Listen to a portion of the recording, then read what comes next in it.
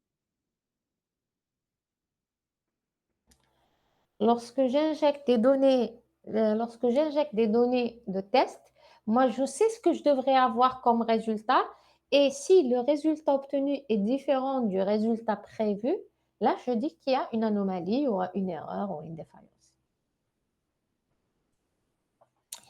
Donc, vous avez beaucoup de terminologie liée au test. On ne va pas tous les parcourir, on va voir certaines. Donc, le processus de test, c'est le processus consistant en toutes les activités du cycle de vie statique et dynamique concernant la planification et l'évaluation des produits logiciels pour déterminer s'ils satisfont aux exigences, pour démontrer s'ils sont aptes aux objectifs et pour détecter les anomalies. Donc, le processus de test, c'est toutes les étapes suivies pour faire les tests. C'est-à-dire, ça commence par définir les jeux de test. D'abord, définir la stratégie, on va voir. À partir de la stratégie de test, définir les outils nécessaires pour les techniques déjà, parce que c'est dans la stratégie qu'on va trouver les techniques, les outils à utiliser pour faire les tests. À partir de là, dérouler les techniques de test retenues dans la stratégie de test. Donc, il s'agira ensuite de définir les scénarios de test, de dérouler les tests, de définir les étapes, dérouler les tests, documenter les anomalies, traiter les anomalies, refaire les tests de régression. Donc, c'est tout ça un processus de test. Donc, un test, c'est un ensemble d'un ou plusieurs cas de test.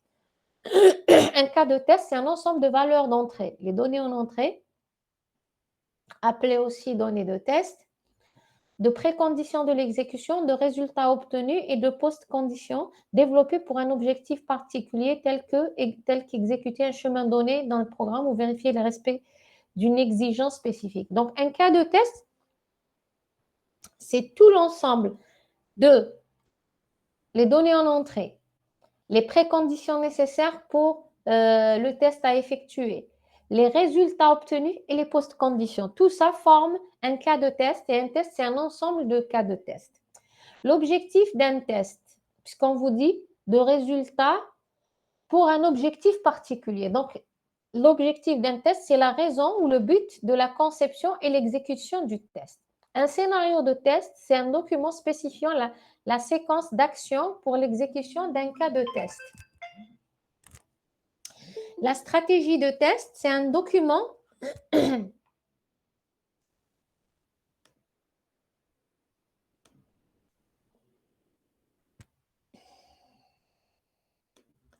La stratégie de test, c'est un document de haut niveau définissant pour un programme les tests à exécuter. Donc, lorsqu'on planifie, dans la planification d'un projet de développement, puisque développer un logiciel, vous permettez, je reviens dans une minute.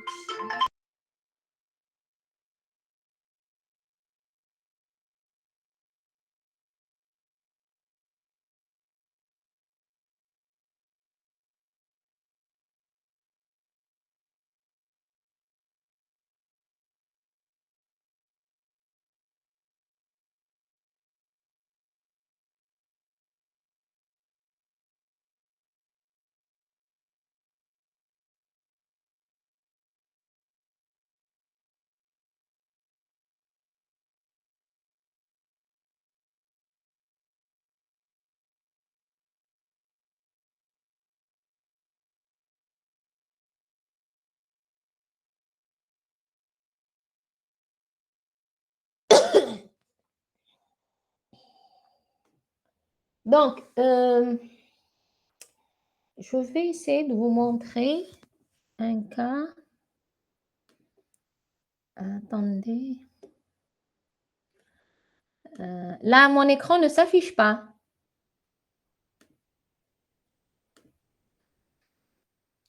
Mon écran ne s'affiche pas, c'est ça? Allô?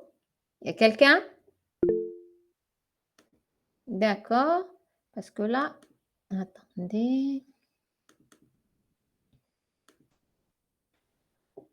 2 secondes, je cherche un document.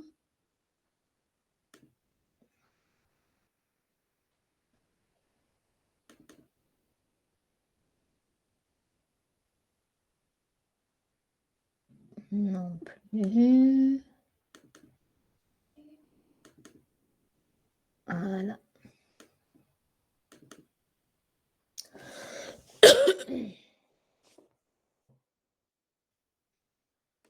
Alors.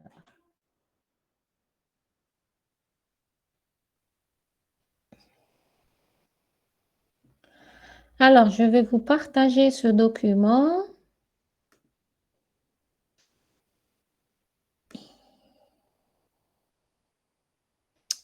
Où est-ce qu'il est le truc de partage? Arrêtez la présentation. Je vais vous partager un document que je ne suis pas censée partager, mais juste pour que vous ayez une idée. Voici, voici un document. Donc, regardez, 112 pages. Un document qui permet de définir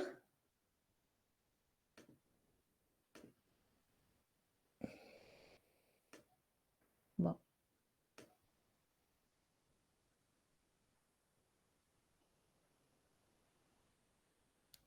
Voilà, c'est un document pour définir les scénarios de test. Donc, pour chaque fonctionnalité, vous avez par exemple qui doit faire ça, la description et comment faire le test. Et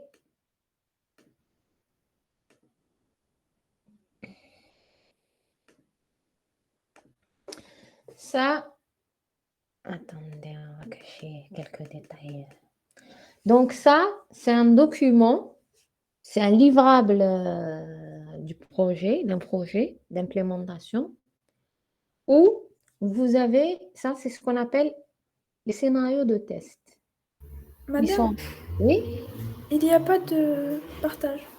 il n'y a pas de partage. Je recommence.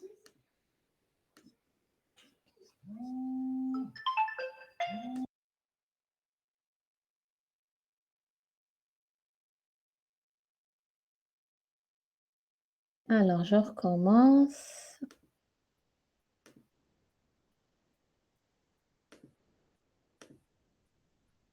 Là, ça s'affiche? Oui, Attendez, je recommence. Où est-ce qu'il est? Il est là. Ça s'affiche, c'est bon? oui. Merci. Donc, ça, c'est un document. Ça, c'est un document qui, c'est-à-dire où on a partagé. Donc, c'est un document en fait de test fonctionnel, ou un cahier de recettes. Donc, c'est un document qui définit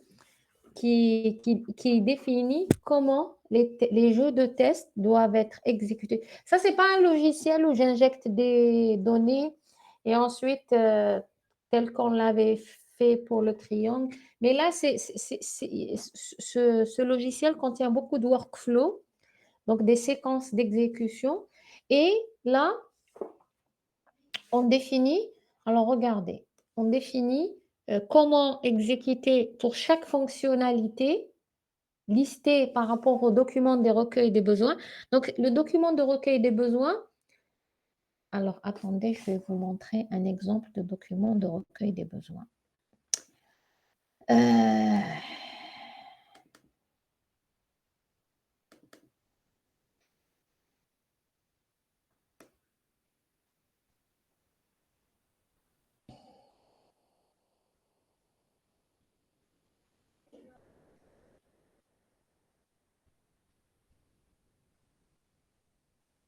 Alors, est-ce que quelque chose s'affiche chez vous là? Est-ce qu'il y a quelque chose qui s'affiche? Non, attendez, je vais partager tout mon écran.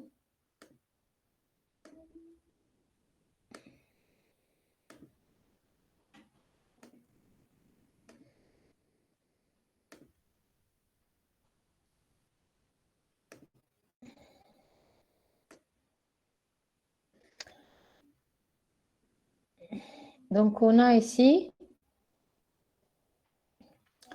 par rapport à un petit truc, Donc, vous avez ici les informations concernant un document de recueil des besoins fonctionnels. Sachez juste que là, ils sont listés. Là, ils sont listés. Ça, c'est un peu technique. C'est pour ça que le document vous paraît des tableaux. Mais en tous les cas, à la fin, on se retrouve avec une liste de besoins fonctionnels. Chaque besoin fonctionnel a un code. Donc, attendez, si j'ai un exemple, je vais voir. Je vais arrêter le partage 2 secondes. Je vais voir si j'ai...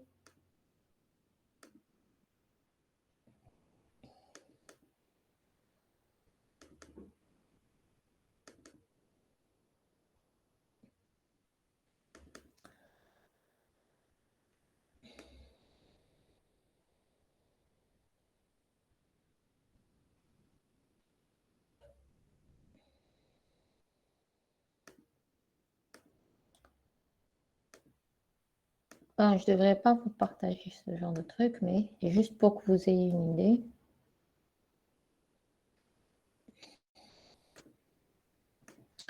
Voici par exemple une liste des besoins qui ont été identifiés. Chaque besoin est codifié, il a un nom, il a un statut.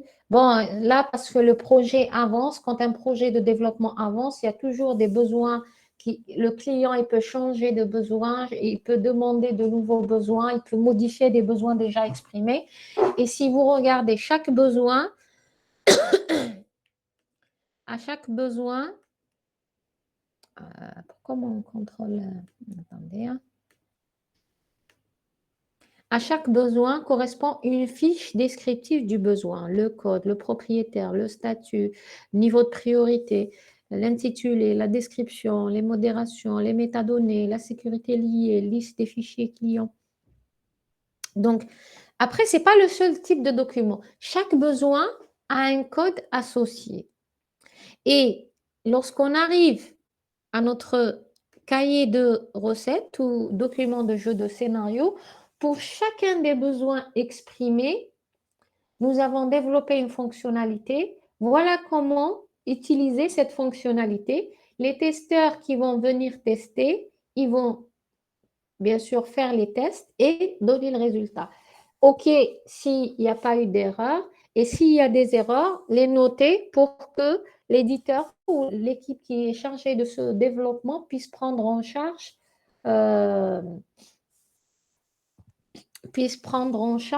l'erreur soumise. Si vous regardez le document de recueil des besoins, je pense que vous avez remarqué le terme validé, parce que tout besoin, parce que je l'avais dit, on ne s'arrête pas pour les tests, on ne le fait pas seulement sur le code source, on commence à le faire sur le document de recueil des besoins, sur le document de spécification, sur le document de conception.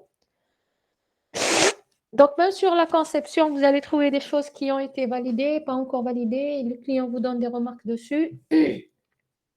Donc, tout ça, c'était pour décrire donc, la stratégie de test, c'est quelque chose qui est planifié au début du projet. Quand vous allez planifier votre projet de développement de logiciel, vous allez définir votre stratégie de test, c'est-à-dire quelles sont les techniques de test que vous allez utiliser, quels sont les outils de test que vous allez utiliser, quels sont les moyens financiers, donc le temps passé à faire les tests, qui va faire les tests pour définir le coût de ces tests. Ensuite, de la stratégie de test, on va déduire le processus de test, les étapes à suivre pour exécuter les tests. Et on vous définit ce que c'est qu'un test. C'est un ensemble de cas de test. Et le cas de test, chaque cas de test, il a un objectif. Donc, généralement, on va voir après les objectifs des tests. Pour faire un test, on définit donc un scénario de test, un document spécifiant la séquence d'action pour l'exécution d'un cas de test. Vous l'avez vu tout à l'heure, les étapes à suivre pour exécuter un cas de test. Parce que on n'est pas toujours dans le cas très, très simple, ce qu'on va voir d'ailleurs dans ce module, où j'ai écrit un programme, j'injecte un programme, c'est trop dire, parce qu'on va tester des fonctions, on ne va pas tester des programmes. Des fonctions, donc c'est des tests unitaires où je donne des données en entrée, j'ai en sortie le résultat. Les tests, c'est plus compliqué que ça. On ne fait qu'effroler le concept de test avec les tests unitaires. On va principalement voir les tests unitaires dans ce cours. Donc, qu'est-ce qu'on teste? On teste la fonctionnalité. Est-ce qu'elle fonctionne correctement? Est-ce qu'elle donne les étapes, c'est-à-dire les résultats prévus? On teste la sécurité. Est-ce que, par exemple, ça, c'est les objectifs de test. Est-ce que, par exemple, n'importe qui peut accéder à n'importe quelle fonctionnalité? Souvent, dans vos PFE, vous mettez les rôles, vous mettez les responsabilités. Après, vous dites, chaque utilisateur ne peut accéder qu'aux fonctions associées à son rôle. Je teste l'utilisabilité. Est-ce que l'application est facile à être utilisée? Je teste la cohérence. Est-ce que les données que j'ai sont cohérentes entre elles? La facilité de maintenance. Est-ce qu'on va tester la facilité de maintenance? L'efficacité, ça veut dire est-ce que j'utilise beaucoup de ressources pour réaliser une fonctionnalité? La robustesse. La robustesse, ça veut dire que est-ce que mon logiciel crache lorsque je fais un comportement incorrect. Alors, un exemple de robustesse. Un des outils utilisés pour la robustesse, c'est la gestion des exceptions. L'exception, c'est lorsque la gestion des exceptions, quand est-ce qu'elle survient? Elle traite le comportement incorrect d'un utilisateur final. Ça veut dire que votre application, même avec une utilisation incorrecte du logiciel, elle ne devrait pas cracher. La sûreté de fonctionnement, c'est garantir le fait que l'application fonctionne correctement et fonctionne tel que attendu et avec les temps attendus. Alors, alors qu'est-ce qu'on teste? Comment on teste? Donc, les questions à se poser, vous vous rappelez des questions qu'on avait vues ici? En fait, ces questions-là, elles vont être déclinées selon 3 axes. D'abord, qu'est-ce qu'on veut tester? C'est quoi l'objectif de nos tests? Est-ce que je veux m'assurer que cette application est facile à utiliser? Par exemple, sur l'utilisabilité, il y avait un projet, bon, ça fait très longtemps, hein, avant les lecteurs code à barre, avant les PDA, etc. Un distributeur donc de produits alimentaires vendait beaucoup de ses produits au point de vente et se retrouvait avec des bons, les bons de livraison. Donc, il se retrouvait par exemple avec 1000, 2000, 10 000 bons de livraison par jour à saisir. Donc, il avait un agent de saisie.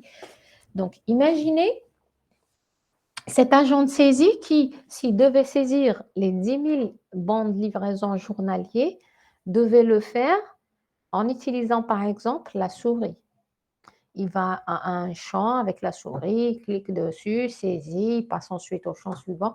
Donc, l'interface qui a été réalisée par ce type d'application a été une interface très épurée. On n'utilise pas la souris, on utilise juste le clavier et surtout les tabulations pour passer d'un champ à un autre. L'objectif était, parce que j'ai beaucoup à saisir, il faudrait minimiser les gestes superflus. Par contre, une application où je veux, par exemple, lire un journal online, elle n'aura pas le même design. Là, on va favoriser le choix des polices, on va favoriser le choix des couleurs. Donc, le design d'une application dépend de l'utilisation de cette application.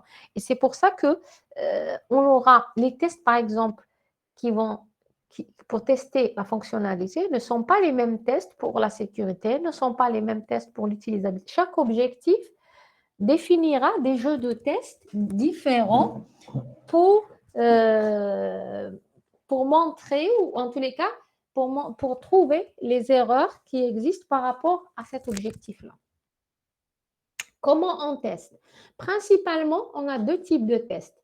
Les tests structurels et les tests fonctionnels. C'est quoi les tests structurels? On les appelle aussi boîte blanche. Ils peuvent être statiques ou dynamiques, j'expliquerai après. L'essentiel, c'est que le test structurel, le terme boîte blanche veut dire on a accès au code source.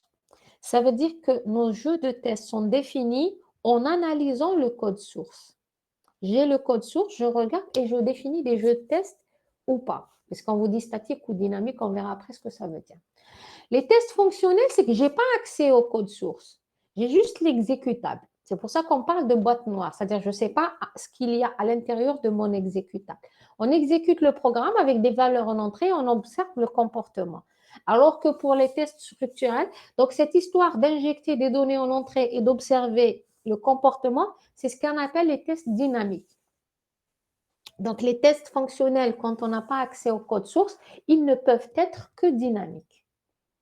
Par contre, les tests structurels, ils peuvent être statiques ou dynamiques. Dynamique, ça veut dire que, ayant accès au code source, je peux définir des jeux de tests pour exécuter le programme et voir son comportement. Donc, lorsque je définis des données de test et j'exécute le programme, je parle de test dynamique. Lorsque je n'exécute pas le programme, je n'ai pas à définir des données de test, je parle de test statique. Donc, les tests fonctionnels ou boîte noire, je n'ai pas accès au code source. Donc, le terme boîte noire, je n'ai pas accès au code source. Boîte blanche, j'ai accès au code source. Boîte blanche, ça veut dire que je vois ce qu'il y a à l'intérieur. Boîte noire, je ne vois pas ce qu'il y a à l'intérieur. L'intérieur, c'est le code source de notre exécutable. Donc, déjà, il faut faire la différence entre boîte noire, boîte blanche, statique, dynamique. Ce n'est pas la même chose. Boîte noire, boîte blanche, donc test structurel, boîte blanche, test fonctionnel, boîte noire. Ça veut dire test structurel, j'ai accès au code source. Test fonctionnel, je n'ai pas accès au code source. Maintenant, lorsque je n'ai pas accès au code source, je ne peux que donner des données en entrée et je regarde le comportement. Donc, c'est ce que j'appelle, pardon, c'est ce que j'appelle les tests dynamiques. Par contre, lorsque j'ai accès au code source, donc les tests structurels boîte blanche, je peux avoir des tests soit statiques, soit dynamiques. Alors, qu'est-ce que ça veut dire statique? La relecture, la revue de code source. Ça veut dire quoi? Je regarde le code source, je prends la fonction, je la lis et j'essaie de trouver les erreurs. Donc ça, c'est un test boîte blanche statique parce que je n'exécute pas le code source. Les tests structurels ou boîte blanche, donc où j'ai accès au code source, peuvent aussi être dynamiques. Comment? En analysant le code source, je génère des données de test que je vais utiliser pour exécuter le programme et voir et observer son comportement. Donc, dans le reste du cours, on va voir pour les tests structurels, on va voir aussi bien des tests statiques que dynamiques, alors que pour les tests fonctionnels, on n'a que des tests dynamiques. Maintenant, la question à se poser, c'est est-ce que j'utilise des tests fonctionnels, donc où je n'ai pas accès au code source, ou des tests structurels où j'ai accès au code source? On va voir que les deux sont nécessaires. Donc, les techniques fonctionnelles et structurelles sont utilisées de façon complémentaire. Donc, on vous dit soit le programme suivant censé calculer la somme de deux entiers. La fonction, c'est je lui donne en entrée x et y qui sont des entiers, j'ai un résultat entier. Après, le programme, c'est if x égale 600 and y égale 500, then sum égale x moins y, sinon sum égale x plus y. L'approche fonctionnelle, qu'est-ce qu'elle va faire? L'approche boîte noire. Donc, rappelez-vous, le test fonctionnel. Donc, boîte noire, qu'est-ce qu'elle va faire? J'ai juste l'exécutable, j'injecte des données et je regarde les résultats. Tant que j'injecte des données où x est différent de 600 et y est différent de 500, le comportement de la fonction va être correct. Donc, je vais me dire, cette fonction, elle fonctionne correctement, elle ne contient pas de bug. Donc, maintenant, ma question, c'est quelle est la probabilité que je choisisse x égale 600 et y égale 500 comme par hasard? Elle est très faible. Donc, pour ce genre de programme, le test fonctionnel n'aurait pas permis de trouver cette erreur. Alors que le test structurel, il suffit juste que je lise le code source pour me dire, attention, cette erreur, cette phrase, c'est n'importe quoi, il faut l'enlever. Donc, il y a une erreur. Donc, dans d'autres cas, les tests structurels n'auraient pas pu détecter des erreurs, alors que les tests fonctionnels le peuvent. Quand vous avez une exécution qui est très longue, beaucoup d'étapes, etc., les tests structurels peuvent passer à côté, alors que l'exécution fonctionnelle peut vous montrer qu'il y a une erreur. Et c'est pour ça qu'on dit que les deux tests sont complémentaires. Ça veut dire qu'on doit faire les deux pour tester notre logiciel. Donc, en examinant ce qui a été réalisé, on ne prend pas forcément en compte ce qui aurait dû être fait. Donc, les approches structurelles détectent plus facilement les erreurs commises, telles que celle-ci. Alors que les approches fonctionnelles détectent plus facilement les erreurs d'omission et de spécification. C'est-à-dire que les approches fonctionnelles, on avait dit, les tests, ils ont deux objectifs. Trouver les erreurs et s'assurer que les fonctionnalités répondent aux besoins du client. Les approches fonctionnelles répondent plus à la deuxième partie de cette définition, c'est-à-dire s'assurer que les besoins fonctionnels du client ont été satisfaits et les approches structurelles détectent plus facilement les erreurs commises, c'est-à-dire trouver les bugs. Et c'est pour ça qu'il faut les deux pour compléter la définition des tests. Donc, le problème, on avait dit avec les tests, c'est qu'un test exhaustif, ça veut dire exhaustif, complet, tous les cas possibles, est en général impossible à réaliser parce que le nombre d'entrées, on avait dit qu'il était infini ou parfois même de très, très grande taille. C'est-à-dire même s'il n'est pas infini, le nombre est tellement important que ça coûterait très cher de faire tous les cas de test. On vous dit, un logiciel avec 5 valeurs analogiques sur 8 bits admet 240 valeurs différentes en entrée. C'est-à-dire le fait d'avoir 5 entrées analogiques sur 8 bits, il vous faut 240 jeux de tests différents. C'est énorme. Pour un tout petit truc de 5 entrées différentes. En test structurel, le parcours du graphe de flow de contrôle conduit à une forte explosion. Pardon. C'est-à-dire là, on vous dit que ce soit pour les tests fonctionnels ou les tests structurels, le jeu de test est peut-être très, très important. Donc, c'est pour ça qu'on vous dit à la fin, le test est une méthode de vérification partielle. Ça veut dire quoi partielle? On ne peut pas tester tous les cas possibles. Et c'est pour ça qu'à la fin des tests, on ne peut jamais dire qu'il y a 0 bug. Parce qu'on sait qu'on n'a pas testé tous les cas possibles, parce que le nombre de cas possibles, il est infini.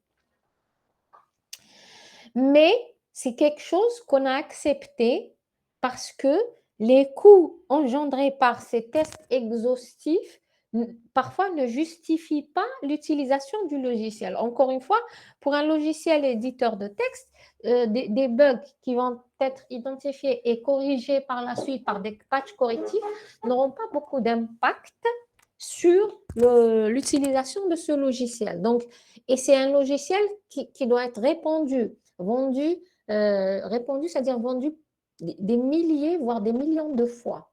Donc, si je mets un coût très cher parce que les tests ont été très chers, je n'aurai pas beaucoup de gens qui pourront l'acheter. Donc, on a accepté pour certains types de logiciels que le test est une méthode de vérification partielle et que le fait de mettre un produit sur le marché n'exclut pas qu'il y ait encore des bugs à corriger par la suite. La qualité du test dépend de la pertinence du choix des données de test. Bien sûr, regardez ici. Imaginons que je donne x égale 0, y égale 1. Je teste, ça marche, alors qu'il y a un bug. Alors que si j'avais donné x égale 600 et y égale 500, là, j'aurais trouvé le bug. Donc, toute la difficulté, elle est d'en trouver les données en entrée qui permettent de détecter une erreur quand il y en a, bien sûr. Donc, un test est bon, il est de qualité s'il permet de détecter des bugs. Il y a aussi l'aspect psychologique ou culturel. On vous dit un test est un processus destructif. Un bon test est un test qui trouve une erreur, alors que l'activité de programmation est un processus constructif. On cherche à établir des résultats corrects. Les erreurs peuvent être dues à Madame, des... Oui, l'écran est bloqué encore. bloqué sur quel slide? Le slide avant, les difficultés. D'accord.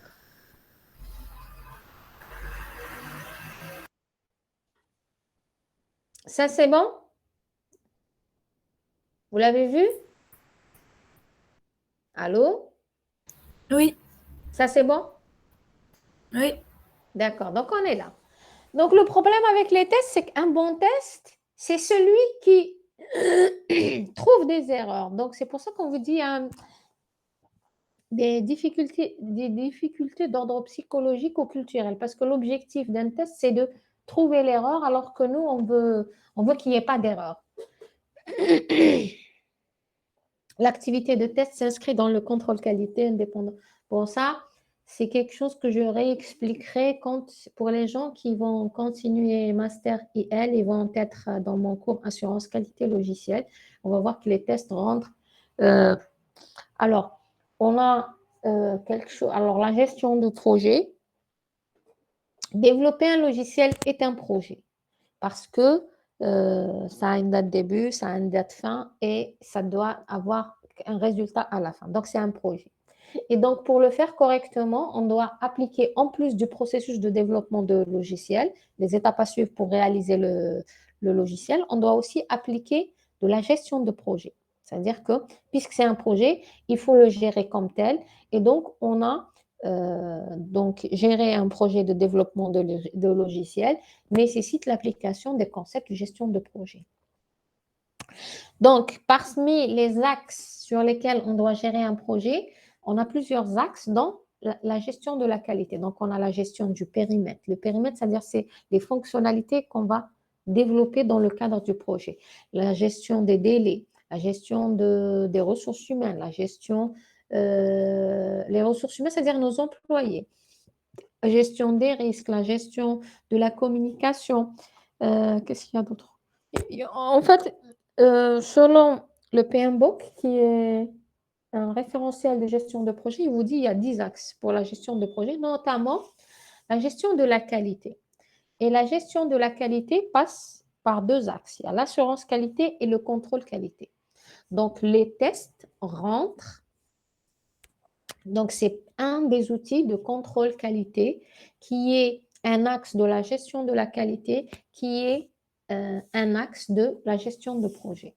Donc, intégrer les tests dans le processus de développement de logiciels ou la prise en charge des tests est plus lié au management de la qualité et donc lié à la gestion de projet. C'est les principes de gestion de projet qui ont intégré cette notion de test, ce concept de test dans le processus de développement d'un logiciel. Maintenant, les principes liés au test. L'indépendance. Un programmeur ne doit pas tester ses propres programmes. Donc, il faut toujours un regard externe parce que je ne sais pas si vous avez expérimenté ça. C'est que lorsque vous écrivez un programme, ou même lorsque vous écrivez du texte, lorsque vous faites quelque chose, et dans vos têtes, je pense que c'est déjà arrivé même lors de vos examens. C'est-à-dire, moi, j'écris 5, mais dans ma tête, c'est 7. Donc, j'ai beau regarder le 5, je le vois 7 parce que dans ma tête, c'est 7. Donc, si je devais vérifier ma copie par la suite, parfois, je vais voir le 5, mais parfois, il restera un 7 dans mes yeux. Donc, c'est pour ça que c'est la même chose avec les tests. Quand vous faites une erreur, parfois, vous pouvez la détecter, parfois non, parce que ça se passe dans votre tête. Et c'est pour ça qu'il est important que celui qui teste ne soit pas celui qui a écrit le programme. Ce n'est pas toujours respecté dans les entreprises parce que souvent, on n'a pas les moyens. C'est-à-dire que je n'ai pas 36 000 employés, j'ai 2 employés, ils ne peuvent pas tout faire, mais une des règles à respecter dans les tests, c'est l'indépendance. La paranoïa, ne pas faire les tests en pensant qu'aucune erreur ne sera trouvée. Un programme de test doit retourner par défaut une erreur. C'est-à-dire qu'il faut toujours être paranoïaque quand on se dit, il y a certainement une erreur, je dois la trouver. Plutôt que de se dire, je ne pense pas qu'il y ait des erreurs, bon, je vais faire mes tests, mais en étant sûr qu'il n'y a pas d'erreur. Alors, la prédiction, il faut chercher à connaître les résultats attendus avant l'exécution du programme, parce que sinon, on ne pourra pas savoir si ça fonctionne correctement ou pas. Parce qu'il faudrait, pour dire que ça fonctionne correctement ou pas, c'est le décalage entre le résultat attendu et le résultat obtenu qui me dira il y a erreur. Vérification, il faut vérifier attentivement les résultats de chaque test ainsi que leur pertinence. Alors, ça veut dire quoi ici? Ce n'est pas parce que un jeu de test n'a pas détecté des erreurs que je peux dire que mon programme ne contient pas d'erreurs. La robustesse, il faut aussi bien tester des programmes de test valides que invalides. Encore une fois, c'est-à-dire qu'il faut se mettre à la place d'un utilisateur final. Lorsque j'écris un programme, je me mets à la place de l'utilisateur final qui, lui, peut se tromper, qui, lui, est un être humain. Donc, il ne faut pas partir de l'hypothèse que l'utilisateur final va exécuter le programme correctement. Il pourra faire des manœuvres qui sont incorrectes ou invalides. Il pourra faire des données en entrée qui sont invalides. Donc, il faudrait que votre application fonctionne pour les données de test valides et pour les données de test invalides. Encore une fois, pour les données de test invalides, généralement, c'est votre gestion des exceptions qui vous permet de prendre en charge ce comportement invalide. Lorsque l'utilisateur essaie de faire un comportement invalide, un message doit s'afficher pour lui dire « Attention, ce comportement est invalide ou ces données sont invalides » au lieu de se planter. La complétude, vérifier ce que fait le programme lorsqu'il n'est pas censé le faire. La complétude, c'est s'assurer en fait s'assurer que toutes les fonctionnalités qui ont été listées par le client ont été prises en charge. Alors, des concepts clés dans le développement, en tous les cas dans le contrôle qualité de logiciels, sont la validation et la vérification. La vérification, s'assurer qu'on a bien réalisé le logiciel. Donc, la vérification, c'est ce qu'on appelle, c'est l'étape de test qu'on fait chez nous en interne une fois qu'on a développé le logiciel. Donc, s'assurer qu'on a bien réalisé le logiciel, qu'il ne contient pas de bugs. Il est fait par les développeurs, on va dire par les testeurs de notre entreprise. Donc, l'objectif, c'est de s'assurer qu'il n'y a pas d'erreur. Donc, la vérification, alors, c'est s'assurer qu'on a bien réalisé le logiciel, s'assurer que le logiciel fait correctement les choses. Il y a en anglais une phrase qui distingue entre vérification et validation. On vous dit la vérification, c'est vérifier que, attendez, c'est-à-dire que le programme fait les choses correctement. La validation, par contre, c'est s'assurer qu'on a réalisé le bon logiciel. Donc, c'est s'assurer que c'est ce que le client a demandé.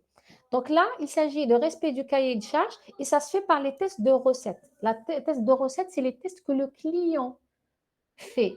Donc, la vérification, c'est nous qui la faisons. On s'assure que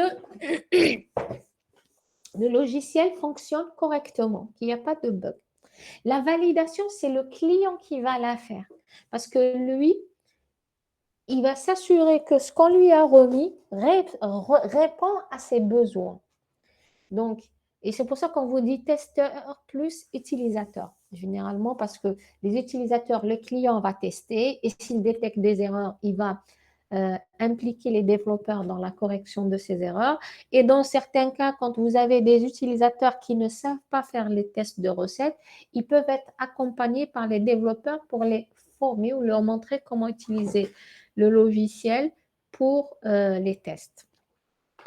Donc, la vérification, c'est les tests qu'on fait chez nous avant de livrer le produit au client.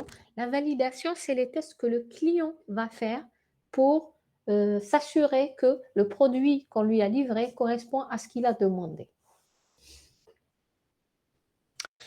Alors, si vous vous rappelez, le processus en cascade. Oui, en cascade, on avait dit qu'on avait l'étape d'expression des besoins, d'analyse, conception, ensuite codage. Et ce n'est qu'à ce moment-là, après le codage, qu'on commence les tests. Et on s'est rendu compte qu'on pouvait avoir les tests n'étaient développés qu'une fois la réalisation terminée. Les jeux de test, hein, pas l'exécution des jeux de test. Alors, le cycle de vie, on s'est dit, comment le développeur peut définir des jeux de test pertinents liés à l'analyse ou l'expression des besoins? Il ne peut pas. Ce n'est pas lui qui a participé dans l'expression des besoins, donc il n'est pas capable de définir des jeux de test pertinents lors de l'expression des besoins. Donc, le modèle en V, qu'est-ce qu'il a changé par rapport au modèle en cascade? C'est que à chaque étape du cycle de vie, on définit les jeux de test associés. Ça veut dire que lors de la phase d'analyse, lors de la phase qu'on appelait ici analyse, on a l'expression des besoins et l'analyse détaillée ou spécification. Qui, mieux que les personnes qui ont travaillé sur cette expression des besoins et analyse détaillée, peut définir des jeux de test pertinents pour cette expression des besoins? Donc, les jeux de test liés à l'analyse vont être définis à la fin de la phase d'analyse.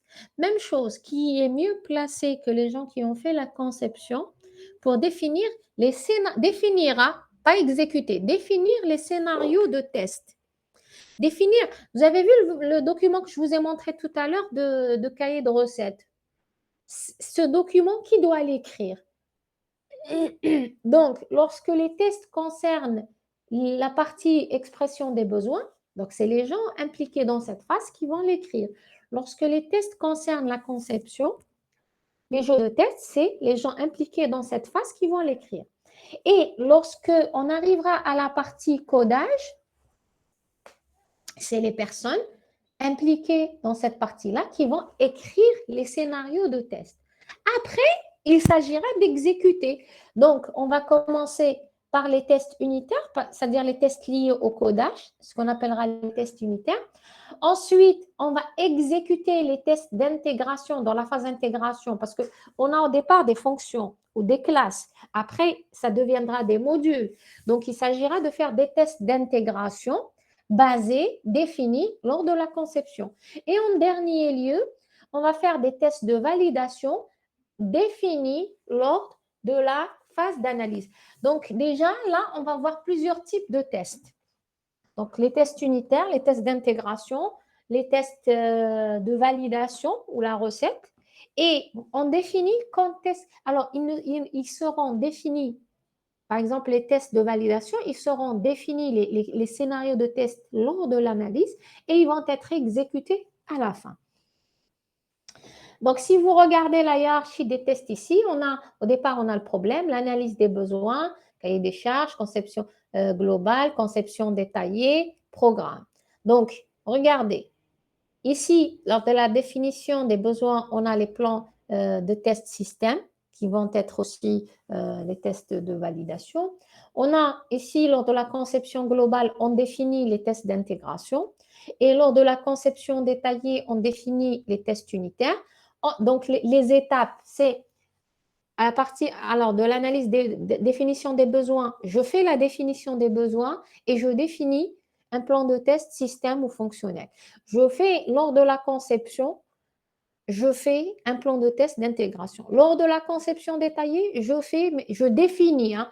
Là aussi, j'écris les scénarios de test où je définis mes besoins. Ensuite, les étapes, elles sont là. Hein. On les suit comme ça. définition des besoins, conception détaillée. Ensuite, j'écris le programme. Et ensuite, je commence à exécuter ce que j'avais écrit ici. Donc, j'exécute les tests unitaires. Ensuite, j'exécute les tests d'intégration à partir du plan de test d'intégration défini lors de la conception globale. Ensuite, j'exécute les tests système à partir du plan de test système défini lors de la définition des besoins. Et en fait, ces tests système vont être utilisés aussi comme test de recette chez le client. Donc, voilà ce qui a changé du modèle en cascade. On est passé au modèle en V. En changeant, qu'est-ce qu'on a changé? En fait, on n'a rien changé dans les étapes du processus.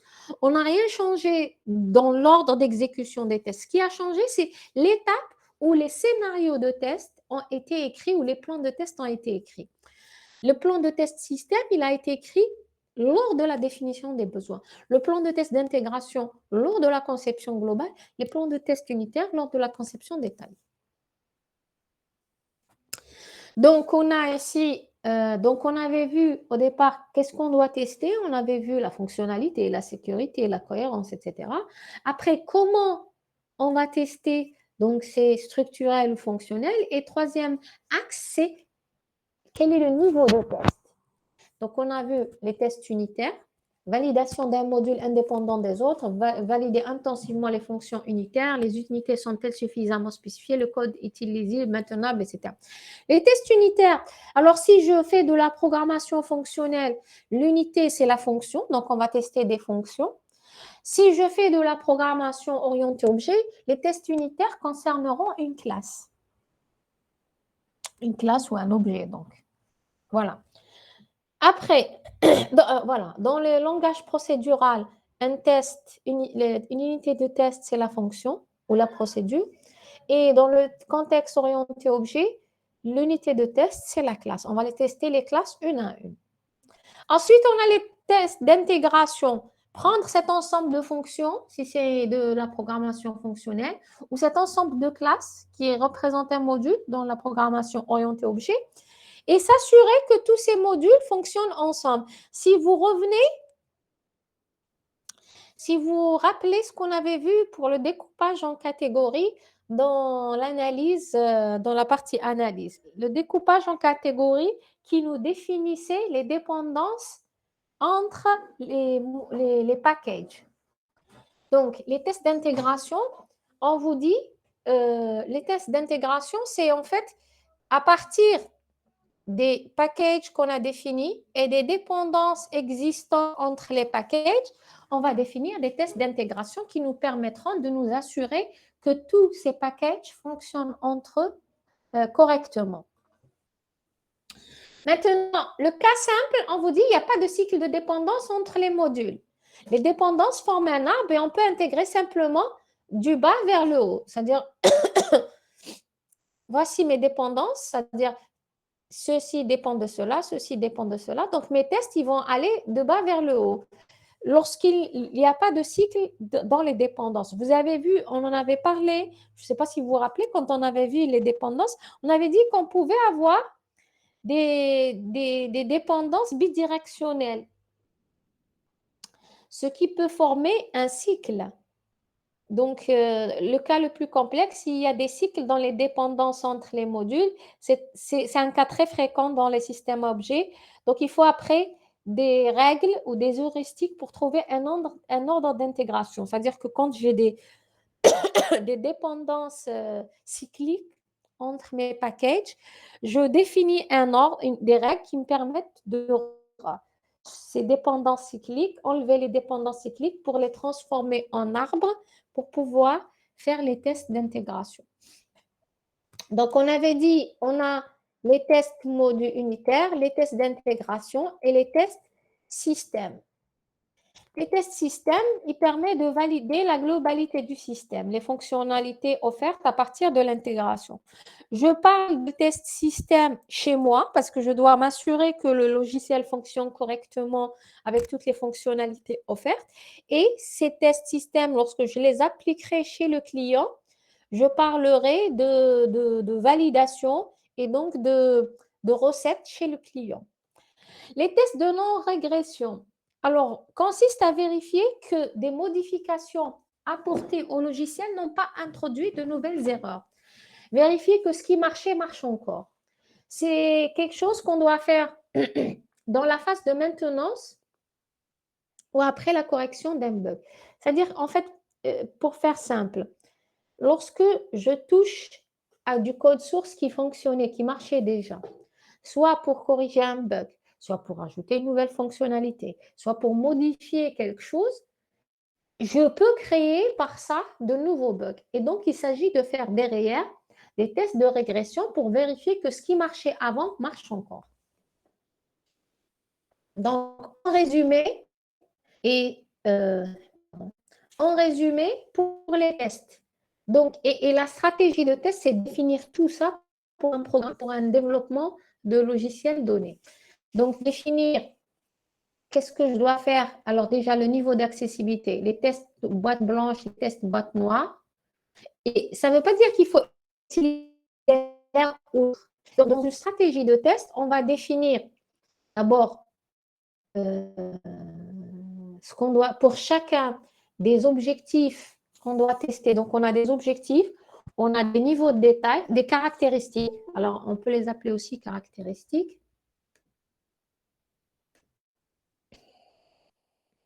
J'ai vu quelqu'un qui avait, et je ne trouve pas après sa demande. Donc, des caractéristiques, on a un niveau de détail et un niveau d'accessibilité. Voilà.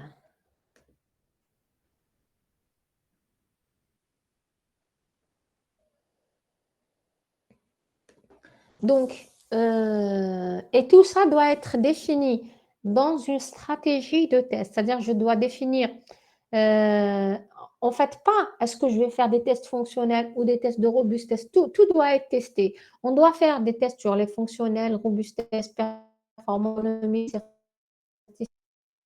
on doit faire des tests unitaires, modules, intégration et système. On doit. Ce qui va être défini dans la stratégie de test, l'effort, les outils pour chacun, le temps passé sur chacun et l'effort nécessaire pour chacun. C'est ça, définir une stratégie de test. Donc, on avait dit les tests fonctionnels, structurels, pas nécessairement. En tous les cas, ceci termine notre chapitre sur les tests. Notre premier chapitre qui était une introduction pour savoir ce que c'est que les tests, comment faire, pourquoi les tests et comment faire des tests. Alors, pour l'examen, je pense qu'on vous a informé qu'il est maintenu pour le 5 à, je ne sais plus si c'est 13h45 ou 14h. Attendez, je vais vous dire. Je ne sais plus. On vous a affiché, on vous a dit, est-ce que on vous a parlé de l'examen, on vous a envoyé 13h40. C'est bon, vous êtes informés. Voilà. Donc, c'est les mêmes salles. La semaine prochaine, je pense que puisque vous allez avoir des examens toute la journée, on ne pourra pas faire un cours. Bon, si vous pensez. Donc, j'aurais aimé pouvoir faire aussi la semaine prochaine cours. Le TP, je ne sais pas, est-ce que on a un assistant ou pas? Parce que l'assistante avec qui j'ai l'habitude de travailler, elle m'a dit peut-être qu'elle va nous lâcher. Donc, je vais demander. On nous a pas, parce qu'en fait, on nous a pas encore envoyé ni l'organigramme, ni l'emploi du temps. Et je ne voudrais pas qu'on perde beaucoup de temps à attendre qu'il commence. Donc, on sait qu'on va être ensemble. On sait que on doit terminer le module rapidement pour vous libérer, pour que vous puissiez avancer sur votre PFE. Donc, pourquoi perdre du temps? Donc, la semaine prochaine, en plus, vos examens se terminent le 13. C'est-à-dire, je me suis dit peut-être que le samedi prochain, pas ce samedi le 5, le samedi d'après, vous faire Ah, le test de TP. Pour le test de TP, le TP, c'était par rapport au test de TP. Oui, je vais voir avec l'assistant et on va voir comment faire. Et ne me dites pas maintenant, on ne peut pas vous faire un examen de TP parmi vos tests de TP puisque vous avez eu quand même 15 jours de plus pour réviser. Donc, ce n'est plus une excuse et on peut vous faire les tests de TP pendant la semaine des examens. Je vais voir avec l'assistant et je vous tiens au courant. D'accord? Très bien, merci pour votre attention. Alors, madame, une petite question. Pour GL2, l'examen, on doit revoir quel diagramme? Tout ce qui a été vu en cours et en TD. Est-ce que vous pouvez avoir un diagramme activité ou séquence ou des trucs de GL1? Oui.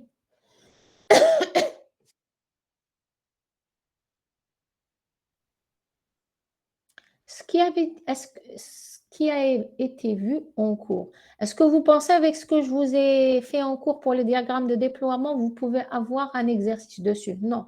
Par contre, vous pouvez avoir des questions de cours dessus, de ce qui a été vu. Déploiement. Non, non, non, non. On n'a pas fait de TD dessus, on n'a pas fait.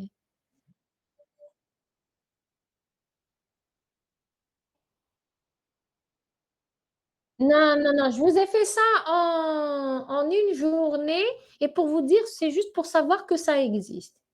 J'ai pas fait de cours détaillés sur ça.